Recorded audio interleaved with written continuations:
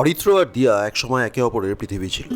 দুজনেই ভীষণ স্বপ্ন দেখত, একসাথে বই প্রকাশ করবে, ভ্রমণে যাবে, আর একদিন নিজেরাই ছোট্ট একটা ঘর বানাবে, যেখানে থাকবে শুধু আলো আর শব্দের গন্ধ।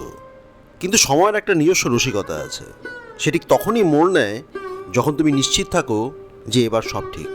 দিয়ার বাবা মারা গেলেন, অরিত্রর জীবনে এলো নতুন দায়িত্ব, দূরত্ব আর নীরবতা। কেউ কাউকে দোষ দেয়নি, তারা শুধু চুপ করে গেল।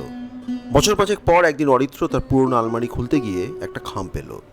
উপরের লেখাটা ধুলোয় ঢাকা, তো পরিষ্কার দেখা গেল লেখা আছে, তুমি সময় পেলে পড়বে। অরিত্র খামটা খুলল, ভিতরে একটাই লাইন, আমরা ব্যর্থ হইনি অরিত্র, আমরা শুধু শেষ করতে পারিনি। অরিত্র জানলার পাশে বসে রোদে চোখ মেলল।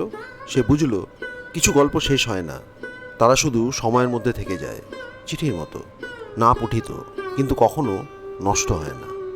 মোরাল অফ দ্য স্টোরি, সত্যিকারের ভালোবাসা শেষ হয় না বিচ্ছেদে, ওটা সময়ের মতো চলে যায়, কিন্তু থেমে থাকে হৃদয়ের কোনো গভীর নীরব কোণে।